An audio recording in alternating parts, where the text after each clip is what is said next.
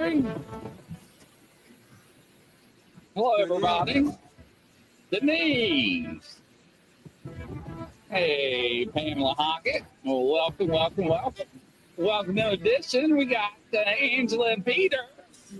What's going on, ladies and gentlemen? I don't know. You look good, Grizzly. You look good. Oh, thank you, thank You you. look How are nice you all and doing healthy. today? Good. Y'all What's doing going okay? on? Mm-hmm. So I'm just enjoying the nice hot weather in northern Kentucky. So yeah, hey Roger, welcome to the show, everybody. Nice to have everybody. So what's going on, Peter? Just, it's been a wonderful, productive week, and my guides took me on a trip about 3 weeks ago, and they connected me with somebody that I think is really extraordinary. I asked them to bring somebody in that we could have as a guest on a program.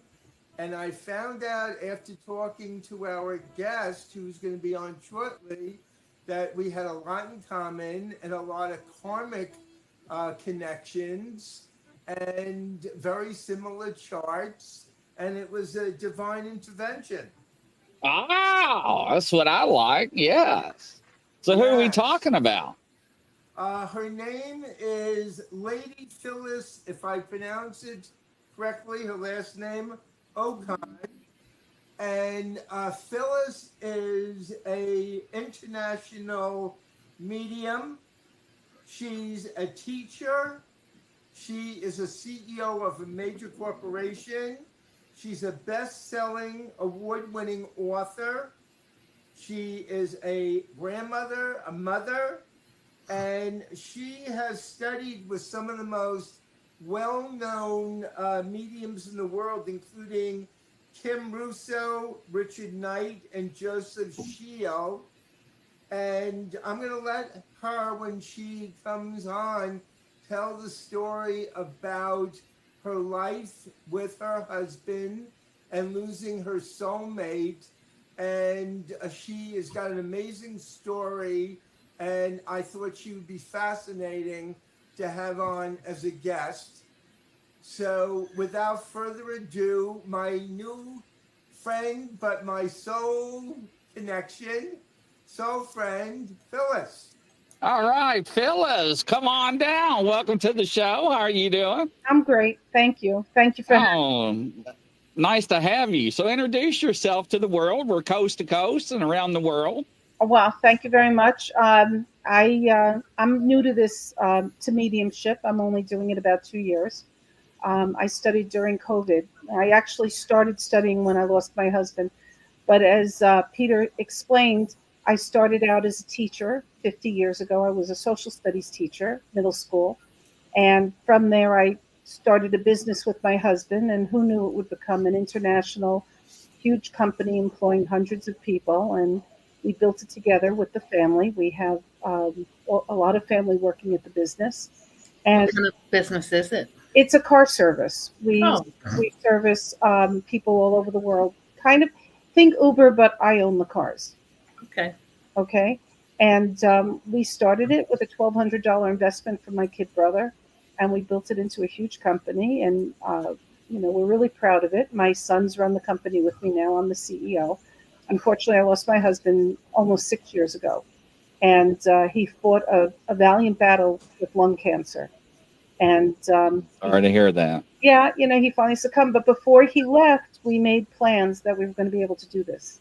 Even though we had been to many mediums, he gave me a message because he knew a week after he was gone, I was going to George Anderson, who's a terrific medium. And sure enough, I got verification. It was a specific message. And even though you're not supposed to do that, he made sure I got it. And subsequently, we've gone to many mediums. But before I go on there, I want to also add that I was very close with my mother. My mother and my husband both got lung cancer within 3 months of each other. And I took care of both of them. And we knew she was She was like my best friend. People say that, but she really was. And when she died, it was the first time in my life I experienced depression. So my son had written a book. It became a bestseller on Amazon. And he said to me, "Mom, why don't you write a book?" And I said no. We made a contest, and I wrote a book. It was called Captain Nobeard, An Imaginary Tale of a Pirate's Life. And it became, it was named one of Kirkus's best for an indie author. So my husband, who was housebound at that point, struggling, encouraged me to write.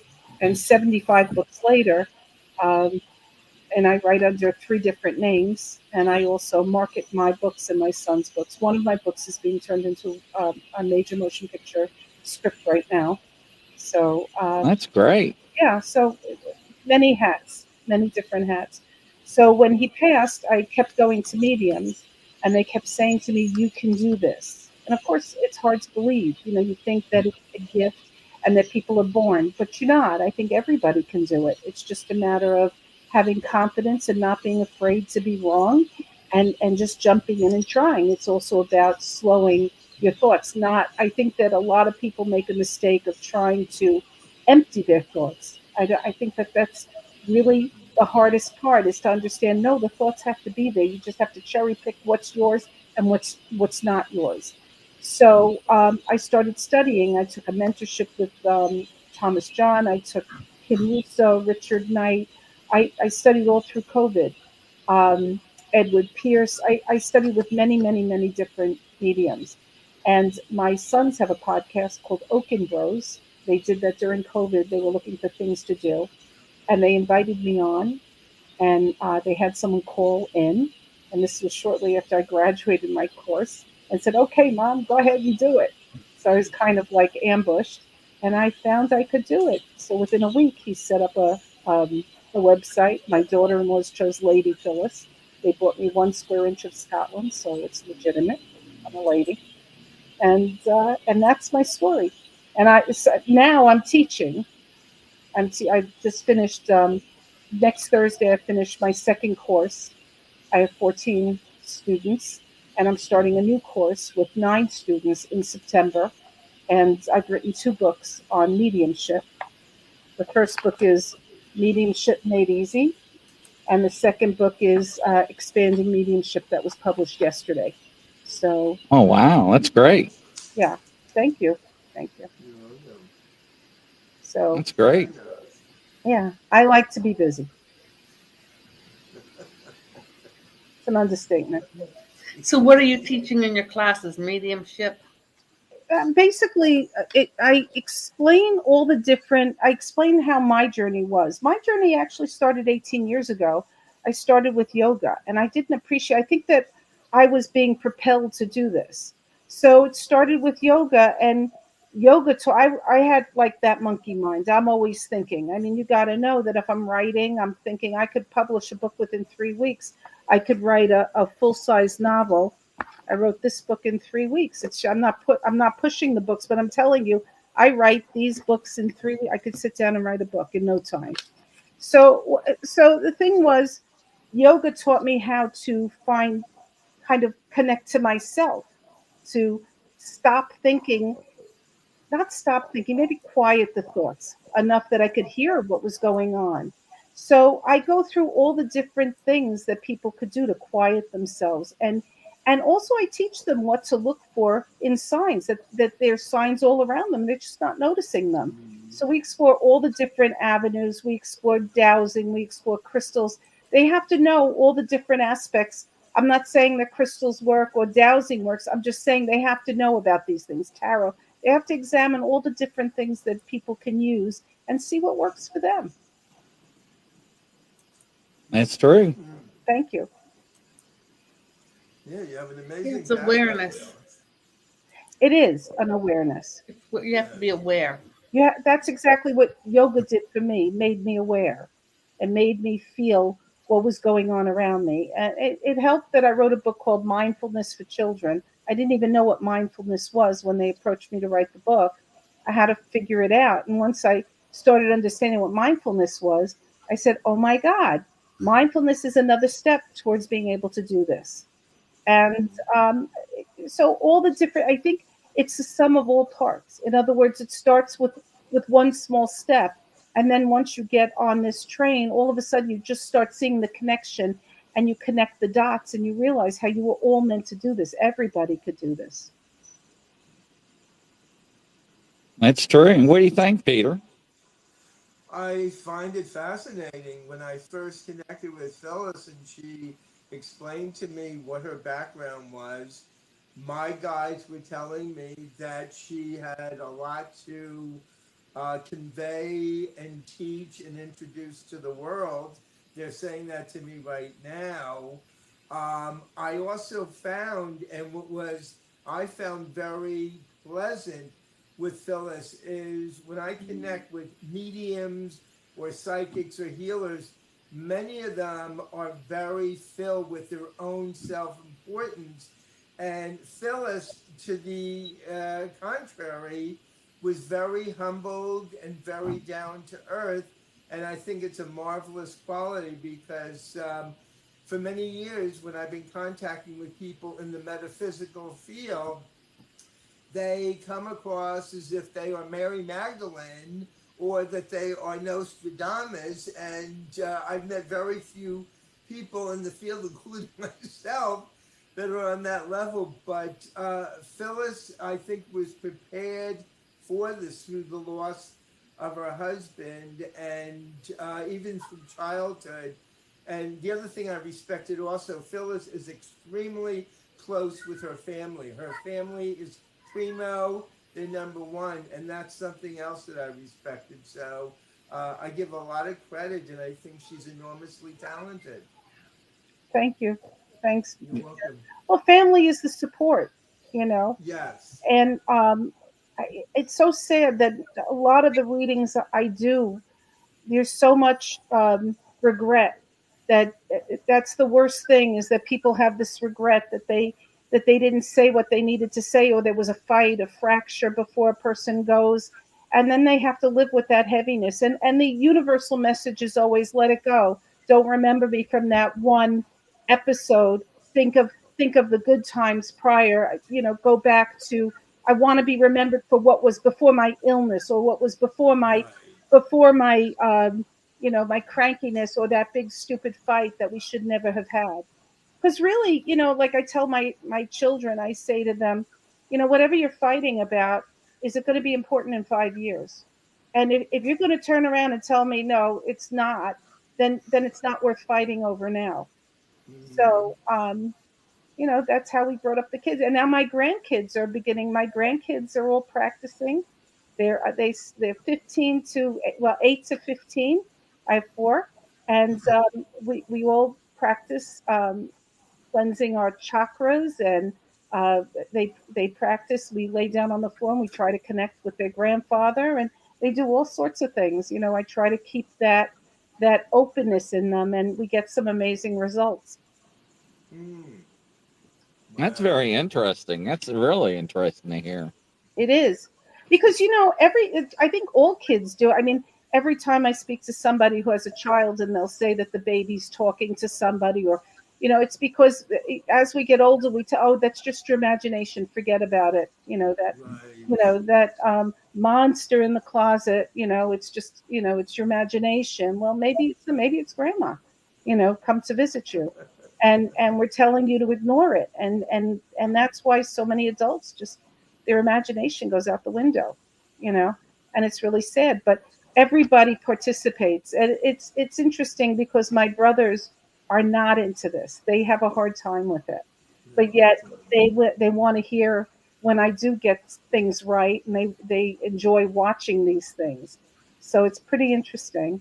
Um, but yeah, we're very close. My nephews, my daughter-in-law, we're all very close. In fact, one daughter-in-law runs my appointments, and the other one is running my Instagram. So Oh, they're all participating. That's that's interesting. Hmm. that's fascinating. Wow. Wow. So, when did you So, learn about your abilities?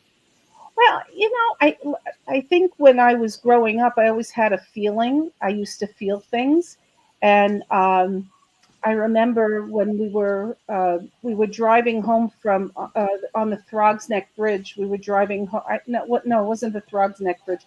We were driving home from the Bronx to Manhattan. We were coming from Mohegan Sun, my husband and I saw the Twin Towers, and I said, "Oh my God, a plane is going to hit the towers." And he said, "Oh, you're crazy. You're always imagining things. And that Tuesday we were driving in, my son was in front of us in another car. And of course, I pictured a small plane. I didn't picture, the devastation that, what happened. But, we were also, I was coming home on a plane from Las Vegas. And I was with my parents, had walked ahead of us. And I was with my kids. They were getting an autograph of a celebrity that was on the plane. And all of a sudden I turned to them and I said, "Oh my God, my father just died. We have to go." And I started running. And my son said, "You're crazy. Stop running. You're always thinking these things." And my father was dead. By the time we got to the arrival area, my father was laying on the floor. So, I think that the difference is I'm not afraid to voice what I feel. I think everybody has that. Look, we all know that you get a spirit guide when you're born, right? We all have a team. We have a spirit guide. We have at least one, and we get that gut feeling, and we think, "Oh, I better hand in this paper, or I'm going to get in trouble in school, or I better have a note signed," or you go, the phone rings and you go, "Oh my God, that's going to be grandma," and something happened to grandpa. We all have that gut feeling, and we put it down to coincidence. We don't really give synchronicity or the fact that we all have this ability, that we're all kind of networked. We've got some kind of network going on. Like we have an internet, a paranormal internet going on. So I don't think we give it credit. I think That's a good way to put it. yeah, I think we're all connected. I mean, listen, you hear about something or you read on Facebook about, God forbid, a child in trouble, and you get that feeling, right? Why do you react? Why do you get that feel? Why do you get the chills? Why? We're all connected. People don't realize we're all the same. We're all connected. When one person hurts, we all hurt. We just have to open up to that, and maybe we wouldn't hurt each other so much. I No. see us as all energy. We're born, we're total energy. We are all connected through the divine, whatever you want to label God. And we all are, when we hurt, other souls feel that pain. So I'm congruent totally with what you're saying, Phyllis. I remember years ago as a child, my grandmother died. She came to my bed before she made the transition into heaven. And she said, "You have work to do and you're going to be helping people." I was 12 years old, and you're going to be doing psychic work. And I saw what I call the etheric energy force that we all have. We all have 11-ounce souls. And like Phyllis said, we are all inextricably connected. And if you open up your mind and your thinking to forgiveness and love, all of that comes pouring in. I agree with you, Peter. I think of it, I tell people, like, when we're here, we're like, think of individual raindrops, right? But when we go Yes, back home, we join the ocean. We're part of the correct. ocean. And that's the universal consciousness. But I truly believe that when we go to that side, we pick our lives, we pick who we want to be with, we pick our parents, we pick the experience we want to have. That was thanks to Dr. Brian Weiss. I read his book about 20 years ago, 30 years ago, and it changed my life. And we come here to experience all. I mean, it's especially hard when you're dealing with a parent that lost a child. That is really hard because no matter what I say, it's an unbelievable pain.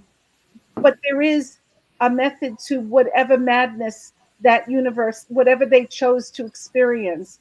And then Correct. we live our lives here for whatever reason, either to feel that pain or to experience or to turn that pain into something else or whatever. And then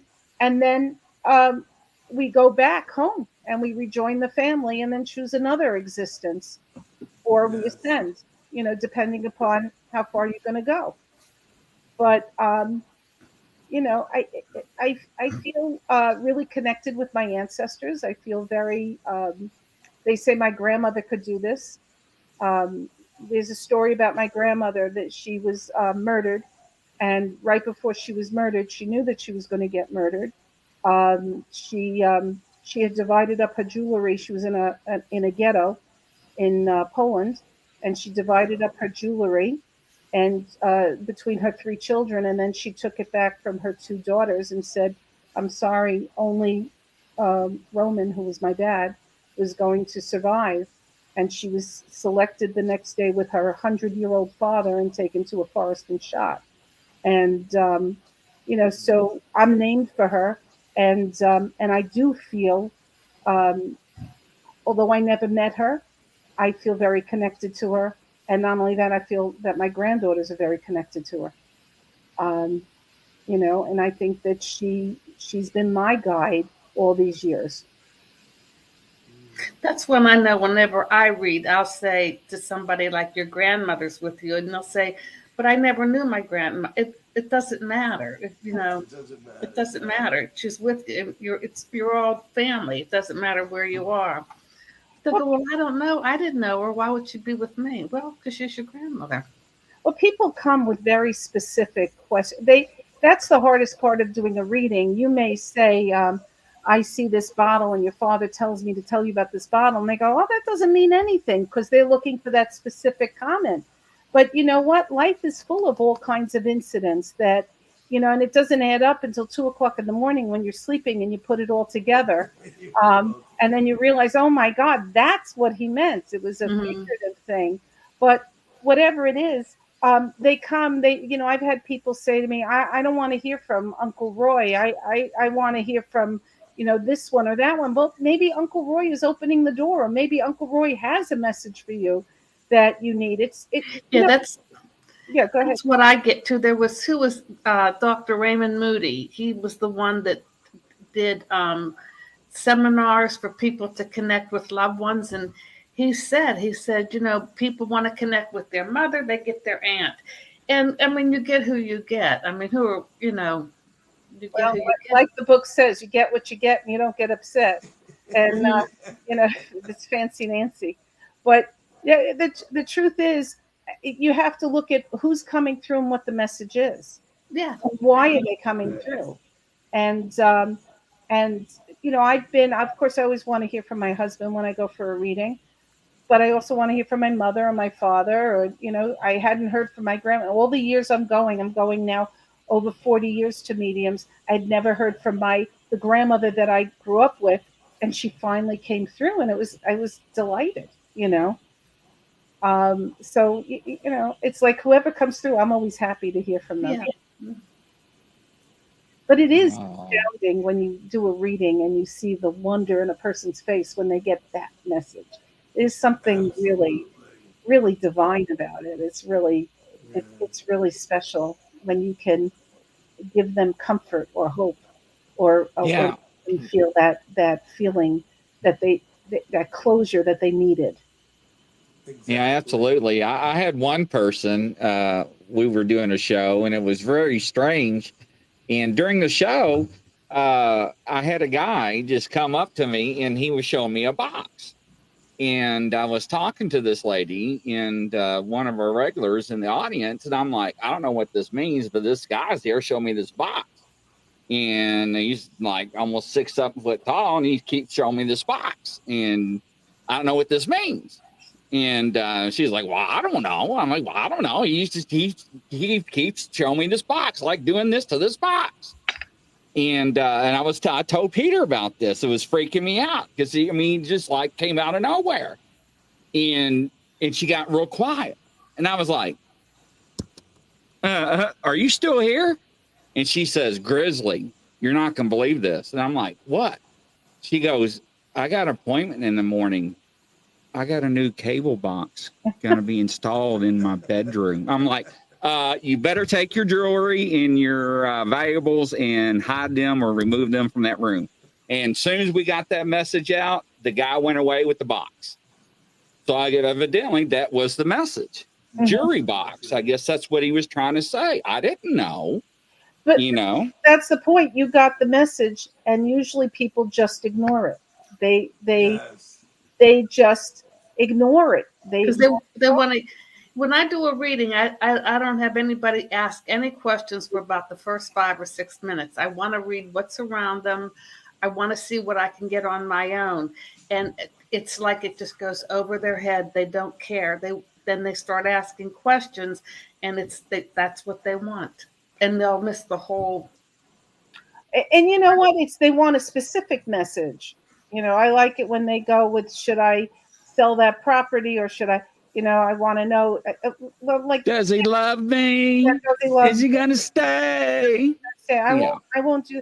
Well, that's also psychic, and I tell them I choose not to do psych. Sometimes things will come up in a reading that I'll say they're showing me that you're going to change your job, but I don't generally like to go with psychic. I like evidence. I like to know that I've given them something substantial that validates that this is indeed their loved one, and I want them to walk away with that message that they've genuinely connected and can continue to connect without me. They don't need me. Exactly. Right. Well, it was weird because we were just having a conversation, this guest and I, and all of a sudden this guy just came out of nowhere, and I thought I told Piers I thought I was going crazy because he was just like he kept like trying to push this in front of me. But anyways, Kelly Elliott wants to know, do you mind if you can like give her a little sample? I can't. I only read people that I can see. I don't read through phone. In other words, I can read the phone if I'm on one-on-one and I can hear their voice. But I feel like I have to connect with a person. Do you pick up anything for me, Phyllis? Actually, I wanted to ask Angela something, if you don't mind. Go ahead, sure. Yeah, I wanted to ask if there's an L name around her, like Lydia, Lenore. Who's Lydia or Lenore? It was my twin sister, Louise. Twin sister Louise, and Louise is on the other side? Mm-hmm. Yeah, so she's right next to you. I see spirit. If I see them behind you, it's grandparents or an older generation. If they're next to you, it's a sibling or spouse, or contemporary. Wow. God forbid if they're in front of you, it's a child. But I want to say there's another L name behind you. In other words, what was her name? I'm sorry, I forgot. Her name was Louise. Louise. Was Louise named for a grandmother, or was there something? She was named for my grandmother, and I was named for my father. Yeah, we were named after. They didn't know what to do with twins, right. So they named us after our grandparents. Because what I'm getting also is somebody named like Mary Louise, like somebody with a connecting name, like Anne Marie or Marie Anne. So I'm getting also that, but I am getting that. It could be that they're saying about the two names, Angela and Louise, that they're the connecting names. But I am getting like connecting names. Like I feel that there's something more to Louise's name. That maybe it even goes back another generation. There's I feel like a Mary Louise or a Marie Louise. Her middle name, she did a confirmation name, and the name went back. Okay, all right, because I'm feeling the name like they're showing like a bouncing ball that goes back. And I'm also picking up a T name for you, a male like Ted or Theodore or Tom. I am picking up a T name, and it feels like it's that's you. That's me. That's you. So who's the T name for you? Theodore, my uncle. It was definitely like Ted, Theodore. That's your uncle. But I want to say your grandmother is there. Is her name like Beatty or Beatrice or like there's a B to her name? Beatrice was my great grandmother. Okay, because she was here right from the start. So we got Beatrice, but your grandmother is like front and center, right behind you. Like I can't tell my right from my left on these things. But your grandmother, if you hold up your hands, I'll tell you where she is. Hold up one hand. That's where she is. She's right behind you over there. But I want to ask you, what's the Florida connection? Miami. What's the Miami? Ted lived in Miami, Bal Harbor, Florida. Okay. Who was that lived there? My Uncle Ted lived in Miami. Ted lived in Miami because I get Miami. I get white pants dinner at 4. The whole Miami. That was Ted. Right. Yes. And who was a veteran? And I feel it's around Ted. Was he a veteran or what? Was he one of like 4 brothers or something? There were 2 brothers and they were both veterans. They were both veterans because I'm picking up. And was one a Navy? Was one Navy? My Uncle Ted, I think, was Navy and my father was Army. Okay, because I'm picking up the white uniform, like very proud. And did you give Ted like a veteran funeral? Like, did he have the flag and He had the whole thing. Because he's showing me the triangular flag that he was really proud of that. Did he not have children of his own? Yes, he had 3 children. Hold on. Don't tell me. Who's the M name related to him? Marjorie, Marilyn. Who's the M name related to him? Mindy. Okay, Mindy is his daughter, correct? Yes. Okay, and does Mindy have that flag? Mindy wasn't talking to him when he passed. Okay, so I guess that's why he's bringing her up. But Yes. he's showing me the flag, and he's really proud of it. I want to ask you, is your mom on that side or your mom's on this side? My mother passed. Your mother passed. So she wants to, who's the G name around your mother? Giddle, Gertie, Gertrude. Who's the G name? It's not your mom, but who's the G name around your mother? The genome name, not that I'm aware of. There's a relative, Gina. Gina. And that's related to your mother? That's related to my father. Yeah, I feel like there's a G name on your mom's side, a cousin going back, but I feel like it goes way back. But Okay. so who had the breathing issues when they passed? My mother. That's what I'm feeling. Did she have emphysema or COPD? COPD. Yeah, because I'm picking up on the chest area with your mother. And your mom was in hospice? She was in hospice at home. At home. Why does she keep bringing up Florida? Like, why is Ted her brother? Ted was her brother-in-law. Her sister lives in Florida. Most of the family lives in Florida. Yeah, because she keeps bringing up Florida. Did she Yeah. want to go to Florida and she got too sick to go or something? She hated Florida. Okay, so all right, because she keeps bringing up Florida, and I don't know why. But I had a home in Florida. Okay, so you had the home in Florida. Are you one of two brothers? My sister and myself. Oh, So- I know what. My sister and myself. It's just us. Okay, well, you know what the G is now. Who's the G? G was actually a business partner of mine. We were like brothers. Okay, and what was his name? Greg. Greg. Okay, all right. Is he on this side or is he on the other side?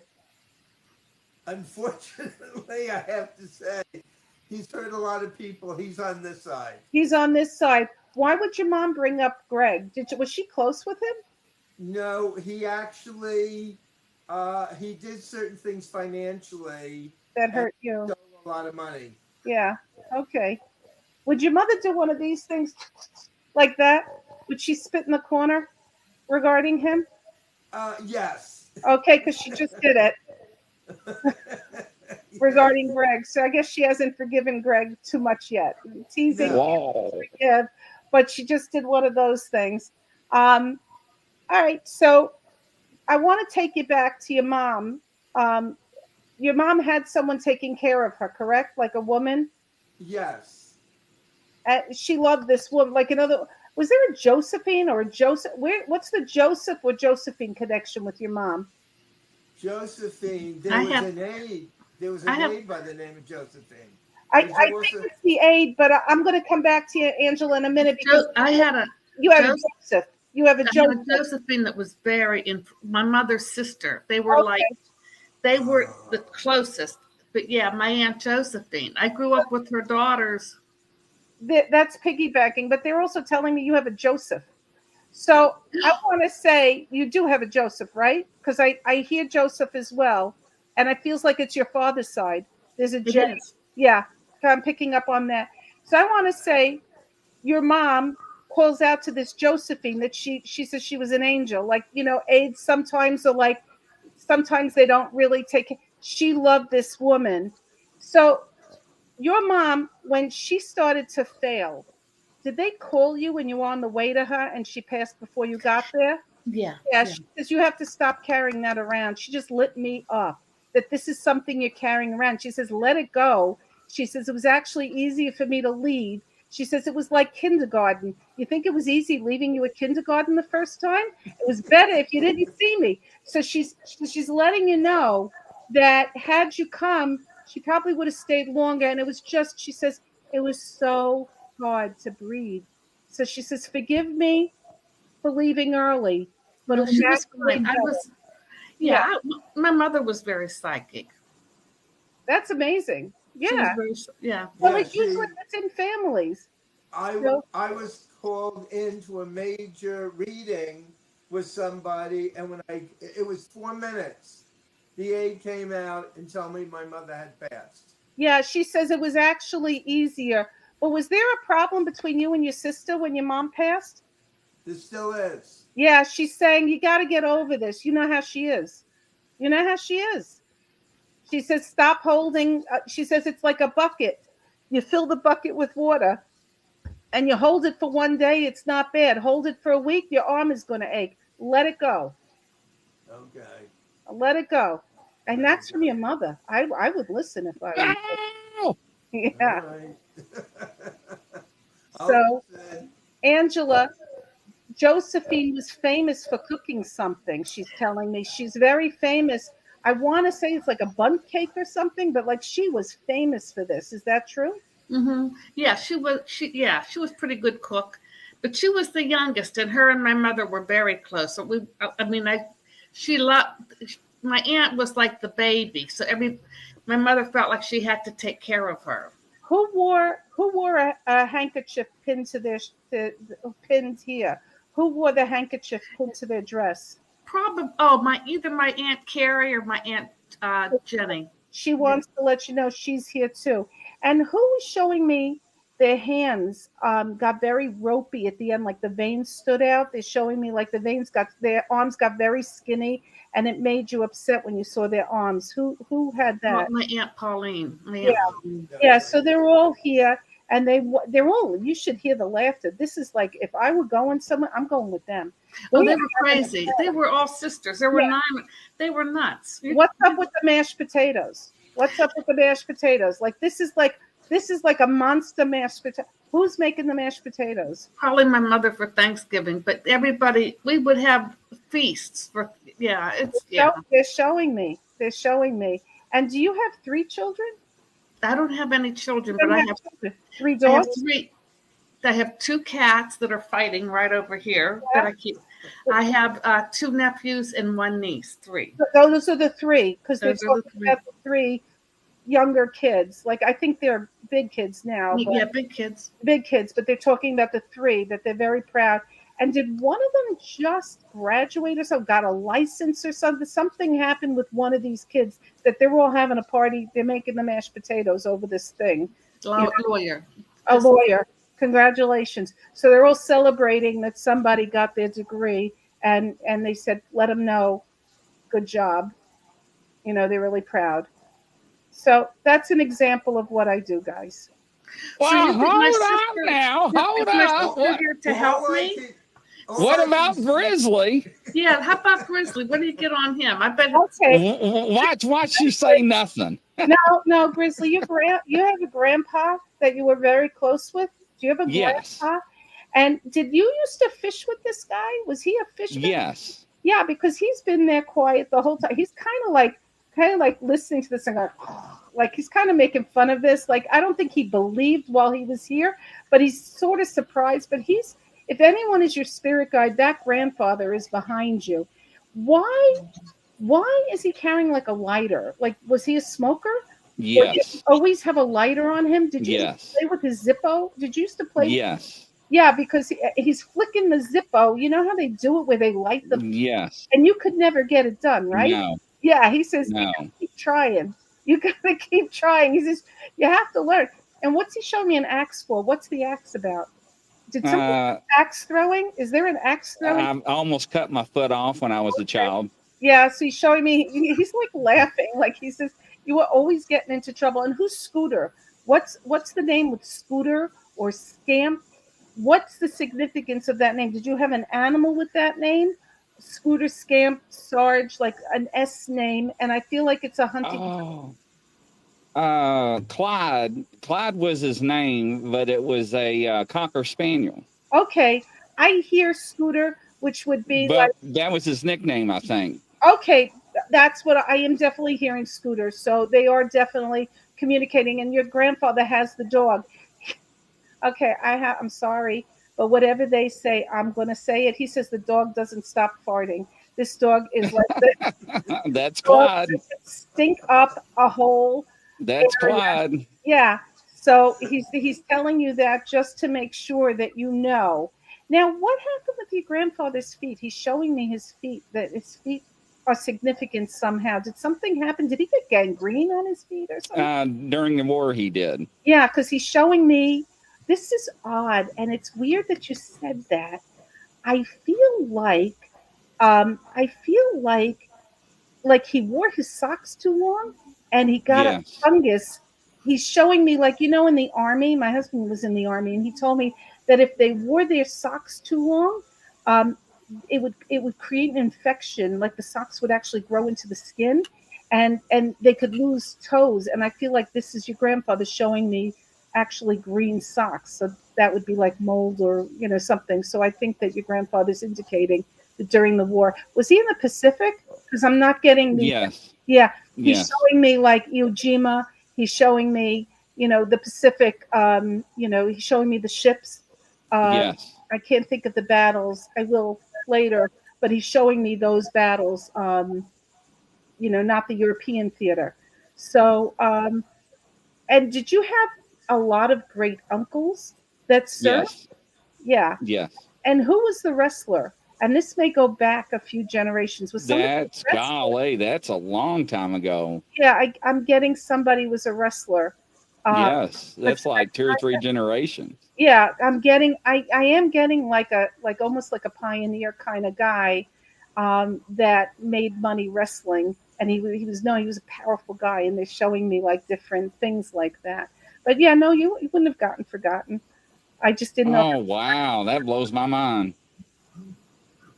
Unbelievable. So I'm only doing this 2 years. You're Well, very you sure could good. have fooled me. Yeah. So this is my Everybody in the sister. audience is all wow. They're like unbelievable, you know? Phyllis, I do have a question for you. Sure. If any of the watching audience would like to contact you, how would they get in touch with you if they wanted to say? Easy. They should follow me, Lady Phyllis Medium, on Facebook, because I do run specials. And then all they have to do is go on my website, Lady Phyllis. It's really easy to book. I am starting a course September 14th. I do have some spots available. Next week, I'm doing a small gallery group, 10 people only, where I'll read everybody online. I do Can those. you type that in our private chat so I can copy and paste that to our audience? I sure And will. that way I can share that with the world. So when they go back and replay it, they can click on it too. I don't know if I can. Just click on the private chat and Good, just but it's not type it there. Yeah. Oh, Here, I got it. I'm in the wrong place. I need my kids here. And this way I can put your information out there. Oh, I have private. I have it here. I just put it on. Let me see if I can help you. Okay, I got her website. Let me copy and paste that, ladies and gentlemen. Yeah, and if anyone's interested, Mediumship Made Easy is Are you my. able to do it, Phyllis? Yeah, I figured it out. Oh, On okay. Amazon. All right. Then, yeah, I was going to do it, but you're capable. Yeah, I just had to figure. I needed my IT person here. Okay. This way, ladies and gentlemen, you can reach out to her, sign up on her Facebook, get her whole website and everything. I post all the time. I post what I hope is interesting information. I'll post things that I take pictures of. I'm always looking, and all of a sudden I'll see a butterfly, a coin, and I put it up because you never know who that message is for. So I like to put those things out in case somebody identifies. I also explain, I guess that's the teacher in me. I'll talk about Nostradamus. I'll talk about clairvoyance, clairsentience. I'll talk about all the different clairs, all the different ways that you can receive. I'll talk about John D. I'll talk about all different. I try to open doorways for people to explore because life is a smorgasbord. Boy, is it. Yeah, you're right about that. Right. Absolutely. Right. Yes. And I do the same. Like, yes, I am in Nassau County, Long Island. Yeah. Denise, you nailed that right on the head, Denise. Yeah. So, no, she probably could tell from my accent, Long Island. What accent, Long Island? yeah, I knew she had an accent, but Denise, Denise, I tell you. via Brooklyn. I think Brooklyn, you can take the girl out of Brooklyn, but you can't take Brooklyn out of the girl. Isn't that the truth? Yeah, I was born there. Yeah, and look, there's another one. Sounds great. Love the accent. So yeah. Jersey, yeah. Chocolate eclairs. Coffee. Coffee. Welcome to the show, Stingray and everybody. I cannot believe that was extraordinary. Thank you. So unbelievable. So Yeah, Peter's like, you ain't gonna believe this. Who we got coming on the show? I'm like, Peter, I never know who you're bringing on. So yeah, you gotta come back. You gotta come back. Yeah, sure. I want absolutely. to ask you, Phyllis, without mentioning any names, can you remember maybe one or two, without mentioning names, cases of people that have come to you that stood out that were more extraordinary than Yes, others? I can. I do a lot of readings for people in Poland. Oddly enough, I got picked up on a Polish brief page, and I started to do readings. And I have a wonderful interpreter who helps out. And I happen to know a lot of Polish, but my husband was born in Poland. My father was born in Poland, so I'm familiar with a lot of the words. And I can't speak it though. So I started doing a lot of with a translator, which is interesting to actually do this. I did one today with a translator. Her name is Angie, and it's just incredible to be able to do this through a translator and see the look on their faces. But there was one that I usually mention. It was one that really astounded me. I was reading them, and I said, I taste apples. I'm allergic to apples, but I taste apples. I can feel the texture of cooked apples in my mouth. I can feel the texture of like a strudel topping, not an apple cake, but a definitive strudel. And I can smell cinnamon. I can smell the mace. I can smell all the different ingredients. And the woman on the other side started to cry. And she said, I was in a Zoom, and she said to me, I cooked apple strudel for her son, in the hope that he would come through. She was in Poland and I was in Long Island, and I could taste I could taste the apple strudel, and so obviously he was identifying that that she did it. It was like one of those aha moments. I usually don't remember it. Two people I read today, I've read twice before, and I don't remember the readings. For me, it's starting. I'm starting from scratch. Yeah, because when you read, there's the short-term memory shuts off. When you give a psychic reading, the brain, the short-term memory turns off. Right. So you'll never remember information, and you won't remember people. I don't even remember the names of the people I'm reading. Like sometimes I'll say they're talking about Jay, and they go, well, my name's Jessica. And it's like, oh, right. I'm sorry. I wasn't looking at you. I was busy listening to them. But yeah, there have been things that have come through that just really, I was at a business meeting with I told you my brothers are not necessarily believers. And we were at a meeting, and unfortunately the guy we were at the meeting with had lost his son, and his son came through at the meeting. And my brother said, wow, I'm not going to do it, but he wouldn't leave me alone. And then I said to the man, and he was wearing a business suit, and I said, he had taken off his suit, but he was still wearing a shirt underneath the suit. And I said, your son is here. And I gave him some messages. And I said, you put the sun on your shoulder. You made a tattoo of the sun on your shoulder. And I could see my brother, and my brother happens to be blind. He runs all my businesses, but he's blind. And I could see his face, like he's totally transparent. I could see him dying in his seat that I did this. And the guy lifts up his sleeve, and there's a giant tattoo of a sun with his son's name. And, of course, I told my brother he's got a tattoo of the sun. And my brother said his life changed in that instant when I did that. Like his perception flipped. Yeah, absolutely. I've seen a lot of people's perceptions actually change. I really have. No, my sister was psychic, my mother was psychic, and I was psychic, and we used to sit around and talk about it. And she would tell my brother, she says, "Now, you can't go out and talk about this." And my brothers would say, "Oh, don't worry." They would say, "We would never go out and talk about it." Angela, is there Southern Baptist in your family? Southern Baptist? No, we're mostly Italian Catholic, but there are some Southern Baptists. Okay, but even the Catholic, what I'm getting is that it would be offensive to the religion. But I did hear Southern Baptist, but it would make sense that it was Catholic because I think that's why they didn't want you to talk about it. Well, no, my mother didn't want other people to think we were crazy, and Right. because we were really into this about the channeling and talking to people on the other side and giving. I mean, we were trained. My mother would say to my brothers, "You really can't go out and talk about this." And my brothers would say, "Oh, don't worry, we would never go out and talk about this." But I mean, for us, it was a journey. The first time we went to a medium, my parents went with us, and my father was totally going in, not believing. And when they named the concentration camp he had been in, and he didn't have anything that would indicate. In fact, it was not a concentration camp that most people would know. It was Mauthausen. And when the yeah, that's right, it's considered occult practices. That's what I was thinking. But when they named that specific camp to my father, he changed in that instant also.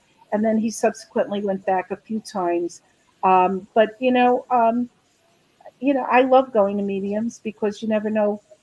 It's like a box of chocolate. You don't know what you're going to You're get. gonna get, yeah. I go to other people, other psychics. We read among each other.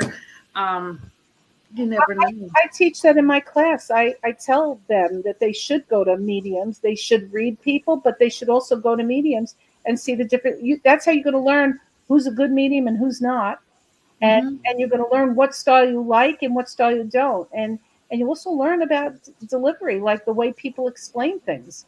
I can go to a medium who ethnically is different from me, culturally, ethnically, and he's not. If he's not open to it, he's not going to get the references. That's why I read as much as I can. I peruse. I look at Google. I watch about culture and customs so that I can, if I see a certain food, I'm going to recognize it as belonging to Japan or recognize it as belonging to China. Right. Or, I listen to names. I know of one medium who actually sat and studied a name dictionary just so he would learn names. So that when I get letters, a lot of times I'll get letters, but I like to hear names. I read the baby names every day just so I could get more names because when you hear it, you'll go, "Oh my God, that's the name." I always Yeah. study the meaning of the names because that will tell you so much about a person. Absolutely. I always go, "What's the first name?" And you can get so much information in a name. Absolutely. John Wow. is a good name. John is a So, good name. are you? Do you feel that anybody? You teach these courses on mediumships, but do you think anybody, everybody, if they work within their soul, can a lot of people, anybody, develop this to cultivate this to become a medium? I think everybody has medium abilities to a degree or Yes. psychic abilities to a degree. And like I said, that's that gut feeling. Do I take this job or do I take that job? Or how about when you, Yes. you sit down at a bar next to somebody and you say, I'm not going to talk to that person because I'm just not getting a good vibe. Where are you getting the vibe from? Who's directing you? You've got, like I said, this team behind you directing you. So my book and my course is a gentle kind of way to learn it and to pick up the road signs. It's like opening a door. It's up to the person to push themselves through that Yeah, they door. want the development. If It's you want, developing those muscles. And the thing that I started, like I said, it was my first time teaching, and like I said, I'm only doing this 2 years. I was really nervous about it. I had 14 people who trusted me to do this, and by the end of the sixth class, they were able to read through pictures. They were able to get a picture and then give what they sensed through the picture. Now they're completing. Next week, they're completing the second course. I have people on there, and they are reading people. They just have to learn how to create a full reading out of it, but they are Yes. actually reading. But that's not going to be enough. They have to go and join groups and read other people. You know it, Angela. You know it, Peter. You have to practice. You have to go in the evening on a Zoom with a bunch of other mediums and go into a little locked room with them through Zoom and read each other. And that's how you learn. Yes. Yes. See, my problem is, and I told Peter, is that I'll sit here with somebody and stuff will just come to me. Yes. And it scares me, right? And sometimes I put up a wall because I'm afraid of it. What are you afraid of, Grizzly? I don't know. I guess the fear of the unknown, and I don't know. The unknown is exciting. Think of it is to a certain degree, but I've lost relationships. I lost a marriage over it. Friendships over it. Because the truth, right? And it's actually helped me in law enforcement and also my career. I didn't realize I had the ability. I didn't know my mom had the ability either. I found that out within the past, Peter? Last year and a half, I think I told you. Yes. She finally came clean, and that explained a lot about some of the things I was able to do. Genetic. And yeah, so well, I think you have to stop seeing it as a destination. That, in other words, if that basically that relationship was important for as long as it was important, and then you shed it to move on to better things or bigger things or to take your next lesson. Instead of seeing it as the destination, that it was a failure, there are no failures in life. No. There are no mistakes and there are no failures in life. They're all learning experiences. You learned what you learned, and then you shed it, and then you move on. Maybe you were meant to move on. Maybe it was meant to happen for certain things to be made apparent to you, for you to grow and move on. But there's no wasted lessons, and there's no mistakes, and don't be afraid. Embrace it, because YOLO, right? You only live once. Right. Yeah, you're right about that. You might as well go for it. Just go for it. I asked my father what was the lesson he learned in the camps, and just to understand, he was 16 when the war broke out, and he was 21 when it ended. He weighed 61 pounds when he was liberated from concentration camp. He had lost everyone in his family, and he said he learned hope. He learned that there was always a better thing coming, and so I lived my life filled with hope. That from every situation that gets thrown your way, you have to look through it for the opportunity. Kind of like there are two types of people, right? So there's a kid that's in a room filled with horse manure. And so one kid is sitting there, and he's sitting in the horse manure, and he's miserable. And then they go to and he's a pessimist. And then you go to the other room, and there's a kid, and he's just flinging the shit everywhere. I can say shit, right? He's flinging that shit everywhere. And they go, "What do you look?" He says, "With all this horse manure, there's got to be a pony in here somewhere." That's how I see life. I'll wade through the horse manure till I find that pony. It's true. The other thing is the old Cherokee legend. And this one you've got to keep close to you. Like, you should live this, Chris. So there's an old Cherokee grandfather, and he's got his grandson. And he says, there are two forces inside of you. There are two wolves inside of you. One wolf is full of happiness and joy, and he wants peace, and he's friendly. And the other wolf is angry and snarling, and he wants to fight all the time. And he's afraid. And so the little boy says, and they're fighting a vicious war, he says. And so the little boy says to his grandfather, which wolf is going to win?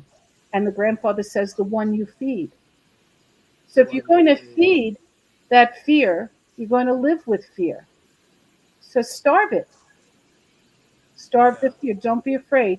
There's nothing in this universe that's going to hurt you. It's only going to teach you something.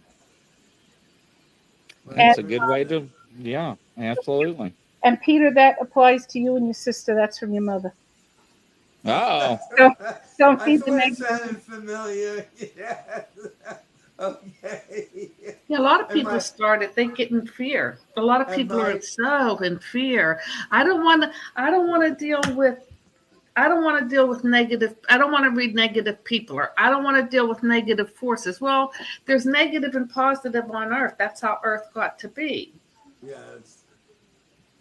Yeah. I think that I when I see a negative force or a negative feeling, I try to surround it with light and love, Yeah. and that's it. And I surround myself. And like I said, I've had challenges. I've had cancer. I've had a heart attack. I've had challenges in my life. I lost my husband. I lost my mother. I lost my dad. Business unraveled during COVID. There's a writer's strike right now. If anyone's following Hollywood, it affects me because my cars are not moving. Challenge. So we learn to pivot, and every challenge I think makes you stronger. Like the Kelly Clarkson song, right? Whatever doesn't kill you makes you stronger. Makes you stronger. Right? And that's, when I get that feeling of down, I don't like it. So I'll find something to feel up about it, or I'll look for the lesson. I'll look for the horse, the pony. Well, tell me about your car service. Well, it's global. We just opened in London this year. We're open in Boston, New York, Las Vegas, Los Angeles. But I provide cars all over the world. We primarily handle the film industry. We've been doing it for 50 years. And it's an interesting business. It's a lot of fun. Wow. I appreciate you so much for coming on the show. Yeah, It's come on been back. a delight. Yes. Anytime. Just tell Tita. It's been wonderful. Yeah, been wonderful. And everybody, please go out, sign up on her Facebook or website. Buy her book. You said it's on Amazon, right? It is, and the other one was published yesterday. It's me. I don't have a copy of it yet, but Mediumship Made Easy, and the other one is Expanding Mediumship. And if you want to laugh, Giggles Galore, and Grady Will and the Templeton Codex. I got a lot of books, all under different names. I write as Britt London, Carol P. Roman, and Phyllis Oaken. And I just if life's a lemon, I'm going to squeeze all the juice out. Well, I like that. I like that very much. Well, thank you so much, ladies and gentlemen, for tuning in. And from coast to coast and around the world, that's a wrap. We'll catch you on the next show. Everybody have a great evening. Thank you, Phyllis. Bye-bye. Bye-bye.